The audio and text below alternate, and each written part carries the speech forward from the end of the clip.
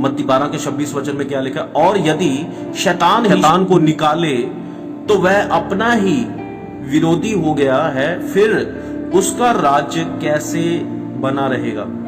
अगर आप एक टाइम में प्रभु प्रभु करते हैं, एक टाइम में आप बुराई करते हैं, वो काम करते हैं, तो ये वचन अब ठीक बैठा, फिट बैठा कि नहीं? तो इसका मतलब कि शैतान का भी राज्य है, वो भी आज इस पृथ्वी पर राज करता है। वो किन लोगों में राज करता है? जिनके अंदर परमेश्वर का वचन नहीं है, जो पाप में है, जिनको गंदगी पसंद है, कूड़ा पसंद है, वहां पर वो राज करता है। आपने पहचानना है कि आपके जीवन में वो कहां पर राज कर रहा है, किस एंगल से आ रहा है, किसके माध्यम से आ रहा है, वो आपके किस फैमिली मेंबर के द्वारा वो आ रहा है आपके घर में, ये भी पहचानना है। और आपकी प्रेयर होनी चाहिए, आपके अंगीकार होने चाहिए, आपकी प्रार्थना होनी चाहिए, आपके शब्द पॉजिटिव होने चाहिए। नरक का द्वार उसके जीवन में खुला है, उसके घर में खुला है, जहां पर यीशु मसीह का डर नहीं है, जहां पर यीशु मसीह का वचन नहीं है। वो सब बातें उनके अंदर नरक से आती हैं। जो शैतान के काम करेंगे, शैतान की बातें मानेंगे ना, इस धरती पर ब्लेस होंगे बहुत। रुपया, पैसा, धन दौलत, लोग उनका मान सम्मान, उनका आदर करेंगे।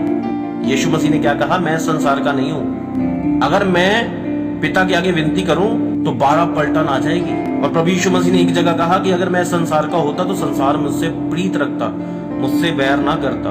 जो इस संसार के होंगे वो उसके फेवर में काम करेंगे। इस पृथ्वी पर शैतान जो है वो कभी नहीं चाहता कि आप परमेश्वर के पास जाओ। आपको शैतान को सबसे पहले समझना होगा।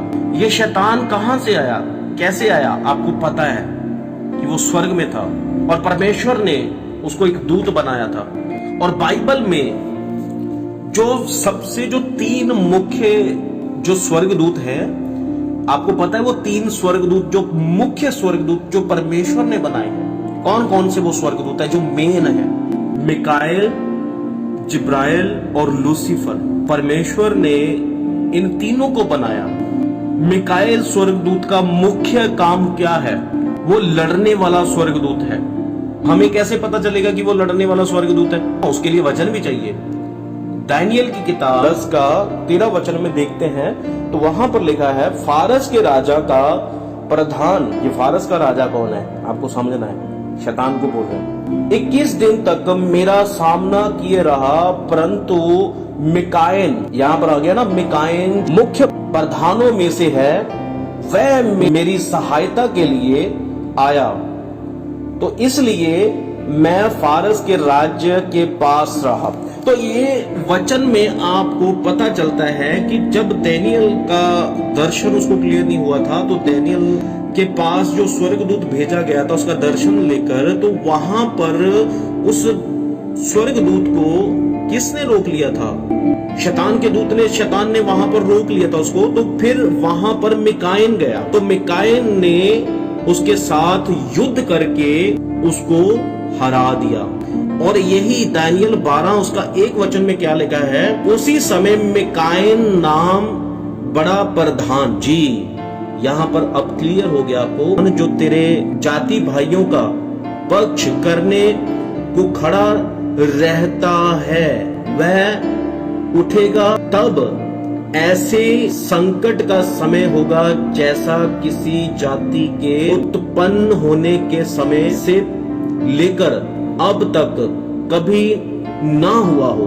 तो यहाँ पर मिकाएल जो है वो लड़ेगा जब अंत का दिन, अंत का समय आएगा तब। तो वहां पर ये बातें हो रही हैं वहां के लिए। तो ये आपको पता चल गया कि मिकाएल जो है वो लड़ने वाला स्वर्गदूत है। किसके साथ? इंसानों के साथ नहीं, शैतान के साथ, रक्षा करने वाला। क्या लिखा है? प्रभु यीशु मसीह, अगर जब हम मत्ती 4 वचन में देखते हैं, तो जब प्रभु यीशु मसीह की परीक्षा हुई, टेम्पटेशन हुआ, तो वहां पर शैतान यीशु मसीह को पहाड़ पर ले गया, खंगूरे पर ले गया। तो वहां पर उसने क्या कहा कि तो अपने आप को नीचे गिरा दे। और वचन में लिखा है कि परमेश्वर तेरे निमित्त अपने दूतों को भेजेगा, तेरे पांव पत्थर से ठेस ना लगने देगा। तो ये रक्षा करने वाला स्वर्गदूत, ये मिकाएल की बात हो रही है। समझ आ गया अभी आपको? ये हमारे लिए रक्षक के रूप में परमेश्वर ने ठहराए हैं स्वर्गदूत। जो जिब्राइल स्वर्गदूत है वो संदेश देने वाला स्वर्गदूत है। किसका संदेश देने वाला स्वर्गदूत परमेश्वर ने बनाया? इसके लिए भी हमें वचन चाहिए फिर। तो चलिए हम इस वचन को भी देख लेते हैं कि वो संदेश देने वाला जो जिब्राइल स्वर्गदूत है, वो संदेश देने के लिए चुना है। कैसे हमें पता चलेगा?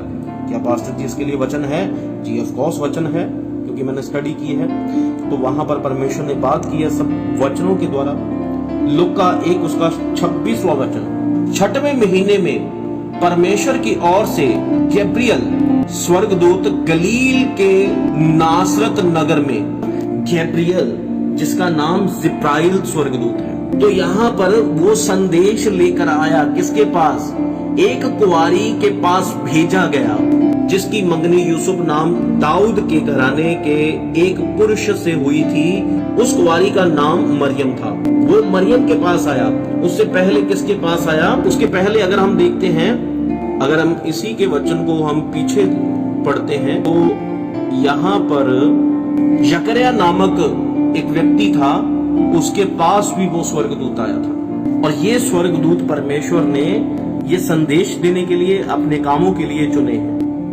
और जो तीसरा स्वर्गदूत परमेश्वर ने बनाया था, वो क्यों बनाया था परमेश्वर ने? अब आप कोई आंसर दे सकता है? वर्शिप के लिए। तो परमेश्वर ने लूसीफर को आराधना के लिए बनाया था।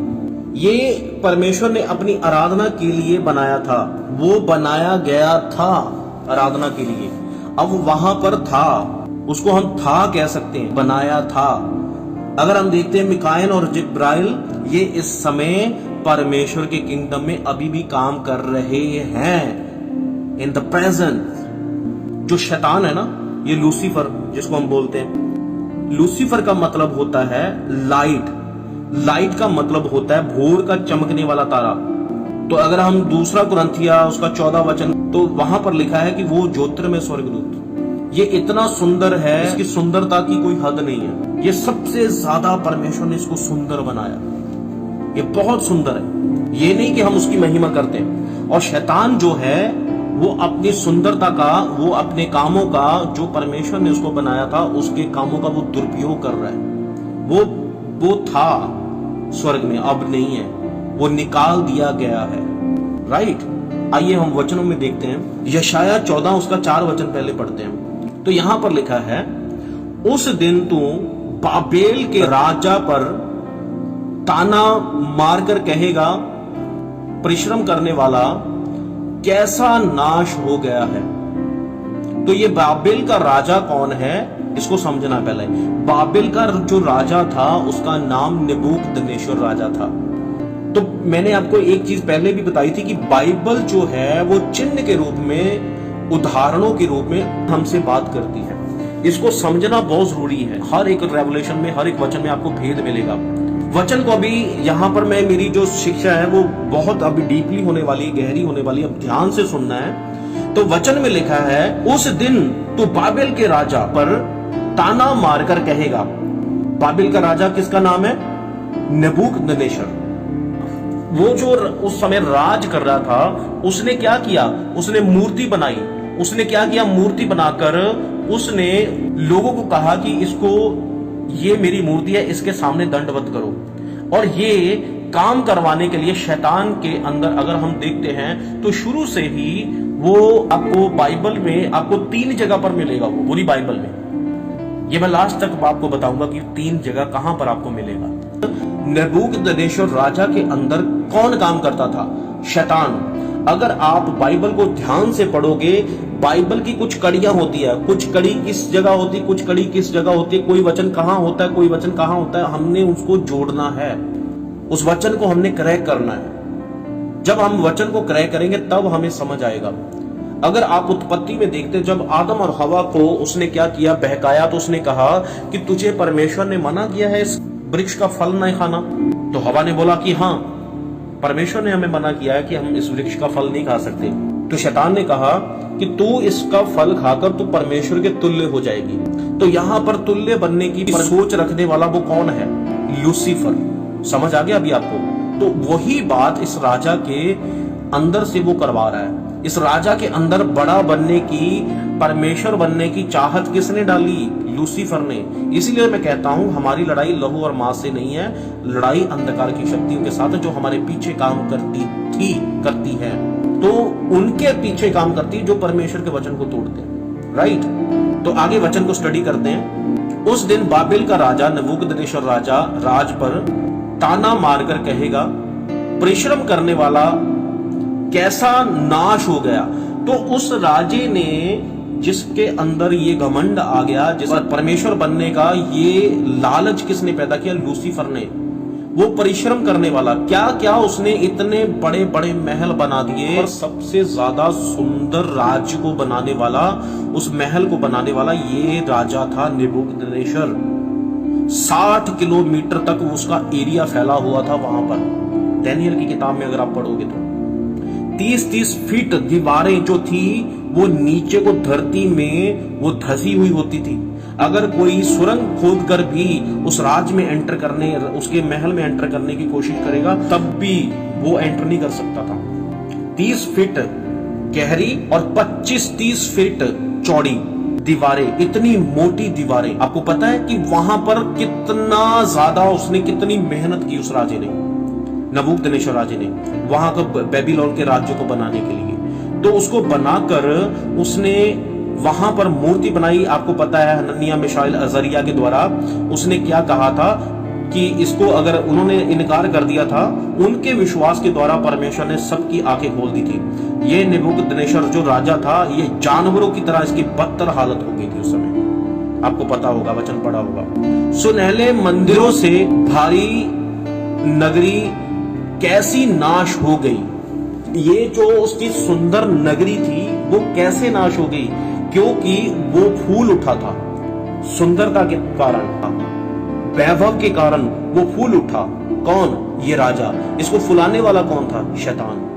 आज भी उसी तरह आज बहुत से लोग हैं, बहुत से विश्वासी हैं जो कहते हैं वचन की नॉलेज मुझे ज्यादा है, वो सबसे जल्दी नाश हो जाते हैं। समझ आ गया अभी आपको?